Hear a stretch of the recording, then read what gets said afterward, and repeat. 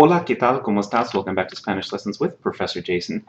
This is going to be the first in a series of lessons in which I plan to take a closer look at the dynamic of asking and answering questions in Spanish. Now, there are two main reasons why I wanted to make this series of lessons. First was to help my own students and others in basic Spanish courses to prepare for standardized and even more informal types of oral proficiency interviews, assessments, or exams. But also secondly, to help learners of all types to better understand the dynamic of asking and answering questions as the basic driver of conversational Spanish, to help you to recognize and to be able to effectively respond in terms of content and structure to questions dealing with a variety of everyday topics, such as speaking about yourself, talking about your family and friends, places you like to go, foods you eat, what you do in your free time, etc. Now keep in mind that since I plan to focus on fairly basic kinds of questions and answers, I might not provide extensive vocabulary and phrases for each topic, nor do I plan to spend a lot of time dealing with grammatical issues that don't relate directly to basic question and answer syntax. But as you know, I have plenty of other videos on grammar points. Now, I'm also developing a series of lessons focused on vocabulary related to a number of similar everyday topics like these. So be on the lookout for that series too. All right. So there's going to be two series that I'm thinking of right now. This one on asking and answering questions, and a related but separate series on vocabulary for different topics. Now, if all goes according to plan, the current series will feature 13 video lessons in all. Now, that's a big number, 13, very ambitious. I'm going to see if I can get through the whole thing. Now, on this slide, what I wanted to show was an overview of the 13 lessons that I want to present. This is lesson 1.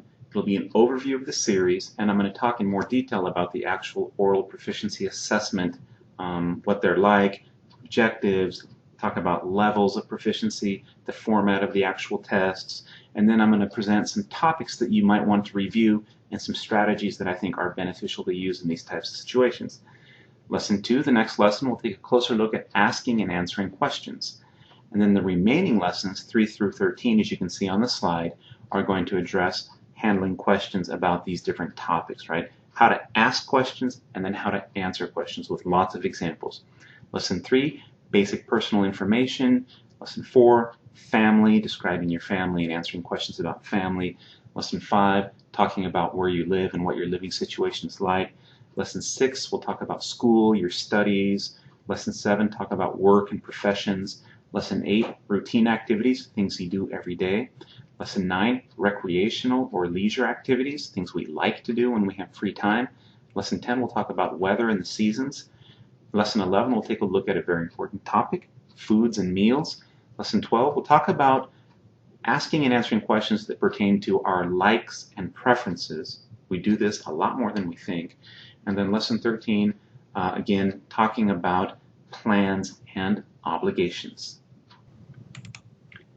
Okay, so that was just sort of a table of contents and an overview to the content that I'm sort of anticipating that these 13 video lessons will have. Let's go ahead and get started with today's topic, the oral proficiency assessment or interview. Keep in mind that even if you don't have any plans to do one of these official type of sit-down for-grade oral proficiency assessments or interviews, I've tried to design this particular video and the entire series to apply to conversational Spanish in general. So it should be helpful in terms of just learning how to ask and answer questions in everyday types of conversations. So let's take a closer look at the oral proficiency assessment or interview. So what is exactly an oral proficiency assessment or an oral proficiency interview? Well, these are interviews or conversations, usually one-on-one between you and the instructor.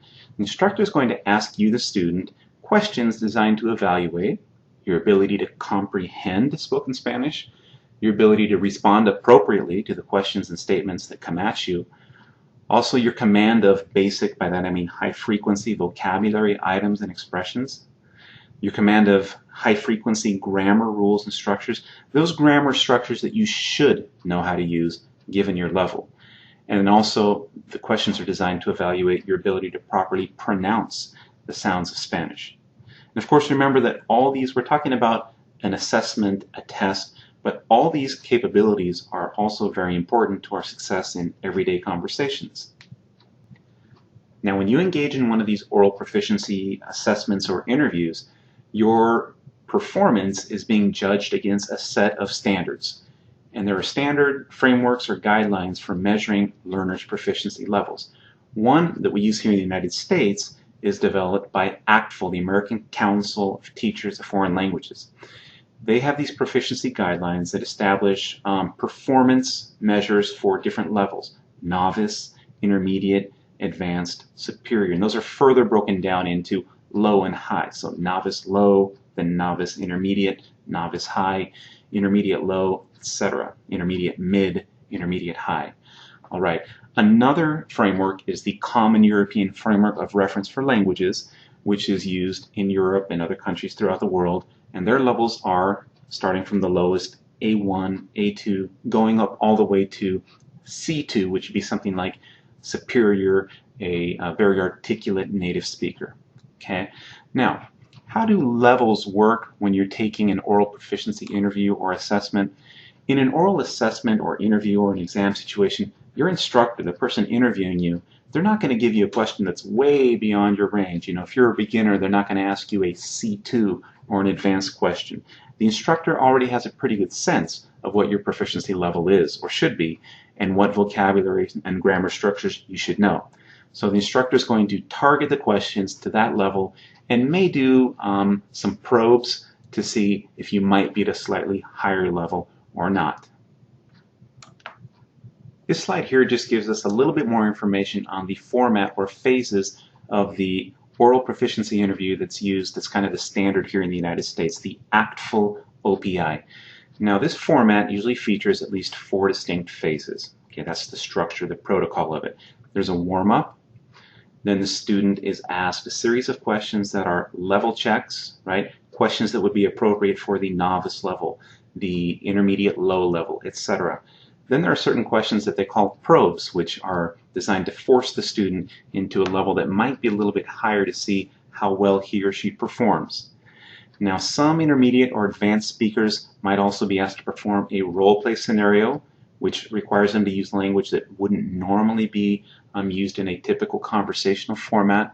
And then the ACTFL OPI ends with a wind down, so the students feel like the interview ended on a good note where they were able to perform, right? You don't just abruptly end the interview after a question that has been extremely challenging for the student. So that's just to give you a little bit of an idea of how a typical ACTFL oral proficiency interview proceeds. So at this point you might be asking, okay, say I had to do an ACTFL or a European Framework oral proficiency assessment, how in the world would I prepare for such a test? Well, I suggest that there are certain topics that are very high frequency that you could definitely review, and it would be a very good use of your time. So the next few slides I'm going to go over what I think some of those review topics should be, especially for interviews that are going to target sort of the beginner, the novice, or the intermediate levels. First of all, basic expressions, greetings, farewells, courtesy expressions, your basic, what you might call survival expressions, things that you could say if you get in a jam. Repita, por favor. No comprendo. ¿Cómo se dice? Or ¿qué significa? You know, whatever it is. And of course, there are the basic reference topics, and students sometimes forget these, but it can be bad if you're in the middle of an interview and all of a sudden you can't say a date because you're not so sharp on your numbers, right? Or refer to a day of the week when you're talking about when you have your chemistry class or something like that. So don't forget those basic reference topics. One thing to keep in mind is that in these interviews, which are short, they tend to focus on you individually, or at most they might expand out and talk about your close circle of friends and family, right? Your own experiences or those of members of your family or friends. So you should review vocabulary terms and expressions that relate to various, what I would call, realms of experience, right? Including personal information. By this I mean things like your name, age, when your birthday is, where you live, your telephone number. Be able to talk about and describe members of your family or your friends, different relationships that you have. Talk about your school, your studies, work and careers. You want to, again, with all these topics, you want to review pertinent grammar structures and, of course, vocabulary. You want to have something to say about all of these topics, and you want to be anticipating what the interviewer could ask you given the level. So you have work and careers, want to be able to talk about your routine activities, what you and others do every day typically, talk about recreation and leisure activities, what you like to do in your free time, places people often go. So you need to know the actual noun names for things like movie theater, mall, the bar, restaurants, church, beach, campus, etc. Weather conditions and the seasons and how those impact some of these other categories. Be able to talk about foods, beverages, dining out. Also, nowadays, it wouldn't be strange to get a topic about your media usage. How much time do you spend online? Who do you talk to on the phone? What books do you like to read? So don't ignore that category of media. I mean, we spend so much time with it every day. Obviously, be able to talk about your living spaces, household chores. This may or may not be related to family, friends, relationships, modes of transportation, etc. Now, by the way, these are some of the topics that I'm going to address in the other subsequent video lessons with this series. Remember that when we're talking about ourselves, our friends, and our family, we don't just use isolated vocabulary items, words or certain grammar constructions. We tend to speak in expressions. So here I have some expressions or types of expressions that you would do well to review, right? Expressions used to convey likes, dislikes, and preferences. So for example, in Spanish, know how to use that verb, gustar, me gusta, no me gusta, prefiero, quisiera, these types of things. Expressions used to convey feelings and emotions. No me siento bien, right? Tengo hambre, or estoy enojado, these types of feelings, emotions. Expressions used for telling time and to say what time things begin or end. So you could very easily get a question that goes something like, ¿a qué hora empieza tu clase de español? Ah, mi clase de español empieza a las 4, whatever. Also expressions to refer to time, things like hoy, mañana, ayer, esta tarde, and you can see the rest of the list here, to be able to locate events in time. Expressions of frequency. So if somebody asks you, cuando, por ejemplo, I'm trying to think of a good example here. Cuando visitas a tus padres, and you can say, casi nunca los visito, o los visito todas las semanas, to be able to locate those events in terms of time and frequency. Using transitional words and phrases when we narrate, that just helps to smooth out the edges and also can mean the difference between an intermediate mid, for example, or an intermediate high rating. If we can really sew together shorter sentences, put those clauses together or join them into compound sentences using transitional words like primero, luego, antes de, después de, these types of things. But also know how to use your negative expressions. So again, this is just a partial list of kinds of expressions maybe to jog your imagination that you should be able to use pretty easily. So now I'm going to shift gears a little bit and turn our attention to grammatical structures, right? We've been talking about vocabulary and phrases that we really need to know, the basics, high frequency stuff. Let's talk about the same in terms of grammar structures. Now in this slide we can see some of the basics, right? Personal or subject pronouns, rules for gender, number, and agreement, for articles, nouns, and adjectives. You do not want to be in a situation where you can't say that the White House es la Casa Blanca and have that agreement all across the board. Rules for subject-verb agreement. You want your verbs to agree with their subjects. Conjugation of regular and irregular AR, ER, and IR verb forms, in the present tense especially, but in other tenses as you go up the proficiency scale. Remember that irregular verbs get used with great frequency, so don't focus just on the regulars. You really need to know those irregulars. You also need to know common verbs such as ser, estar, haber, tener, ir, querer, gustar, many of which also have a lot of irregular forms. Know your possessive adjectives, your demonstrative and your demonstrative adjectives. Okay, so this first slide here is some of the basics that you really need to know. Now we're just looking at yet another list of grammar topics that you would want to review.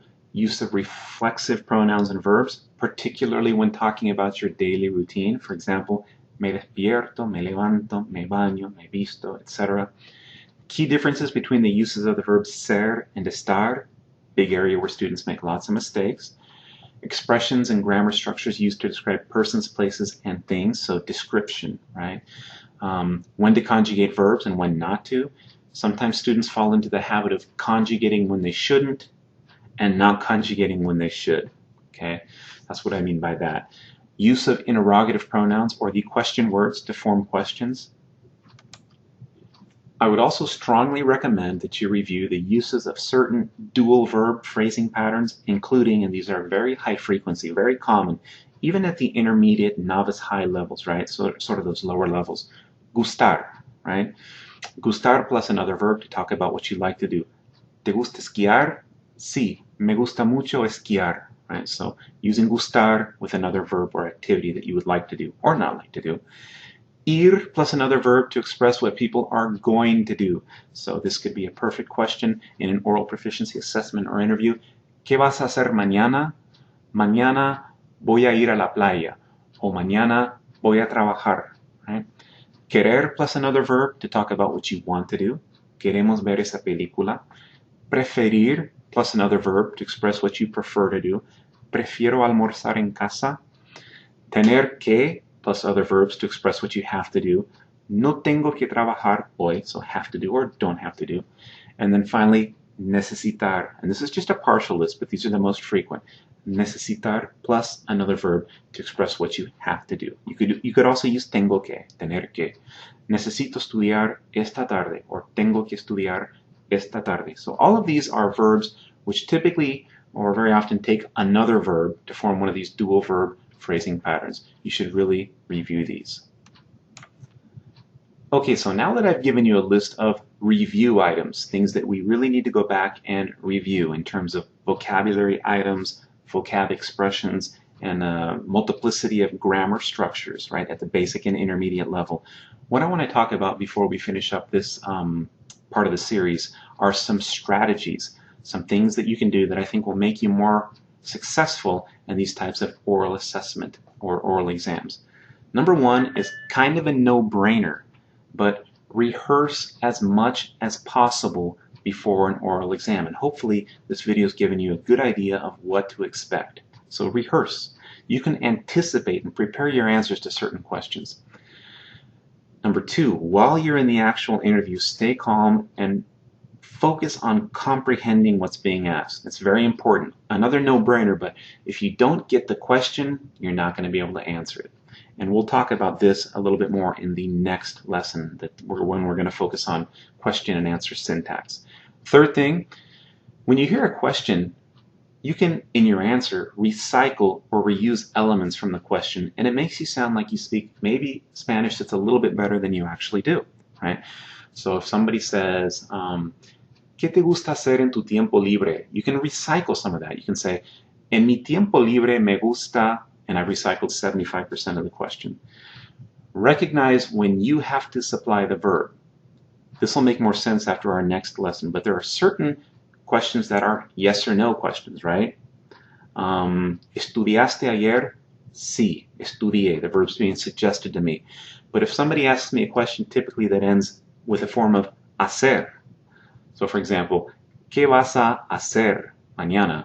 All of a sudden, the verb choice is on me, right? What is it I'm going to do tomorrow? Mañana voy a estudiar. Mañana voy a preparar el almuerzo, whatever it happens to be. Another strategy for success, avoid very short responses. Instructors don't like these. Try to extend your answers. Don't just say sí, no, un poco, no sé, creo que sí, right? Try to extend your answers. Incorporate basic courtesy phrases when appropriate. Por favor, gracias, right? Try to use survival phrases when necessary. Now, the instructor or the person giving the exam may not help you out if you say, I can't remember, ¿cómo se dice, whatever, or ¿qué significa? ¿Puede repetirlo? Maybe they will, maybe they won't, but you can at least try and do that in Spanish. And of course, another big rule with these types of oral proficiency interviews or assessments is stay in the target language, right? And these survival phrases are a way of doing that. Try adding some common interjections, right? That will make you sound more like a native speaker, even if you're just at the novice or beginner or A2 or, intermediate mid-level. Things like, en serio, qué bueno, Dios mío, ojalá, vale. These are things that in different dialects in different countries native speakers say, but if you can say them, make them sound natural, say them at the right time, I think it has a big impact on your score. Try asking the interviewer some questions. In other words, don't let the exam become a one-sided interrogation. It's okay for you to add on and ¿y usted? Or ¿y tú? Right? So if the interviewer asks you, ¿qué haces los fines de semana? And you say, los viernes por la noche salgo con mis amigos, los sábados generalmente limpio la casa. ¿Y usted? Why not turn the interview around and not let it become a one-sided interrogation? At least you won't be talking the whole time because the interviewer is going to answer the question. And then finally, don't be afraid to make mistakes. You are going to make mistakes, so don't let your perfection complex kick in. Focus on communication and just expressing, getting your idea across. Try not to obsess about that, and I'm as guilty of this as anybody. Try not to obsess about it being just perfect, because frankly, if you're at the novice or the intermediate or the A1, A2, B1, B2, it's not going to be perfect. It's not expected to be perfect, but you are supposed to communicate your idea. All right, now, before I let you go, we're almost done. I just want to throw up here on the screen really quick what's going to be next in this series of lessons, which I anticipate will be 13 in number when I'm finally done. So next time we're going to take a closer look at the syntax behind asking and answering questions in Spanish. What different question types are there, and what types of structures do those elicit in our answers? It's an important lesson.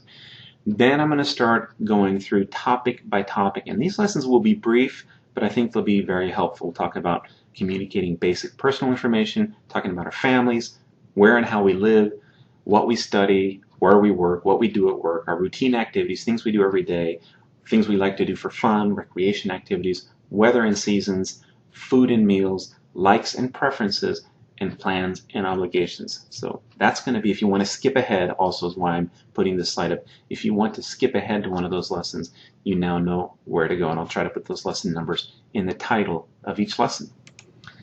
All right, that concludes the first lesson in my series on asking and answering questions in Spanish. Remember to tune in for the remaining lessons.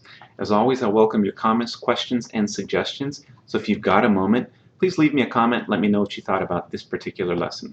And if you like this video, I hope you'll check out my other lessons on various topics in Spanish and Portuguese. You can find more content on my website at professorjason.com and receive even more frequent Professor Jason updates by joining my Facebook community or following me on Twitter. And I'll put that information up on the screen here in just a second. Thanks again for watching. This has been Professor Jason, your guide to Spanish. I'll see you at the next lesson. Hasta pronto. Ciao.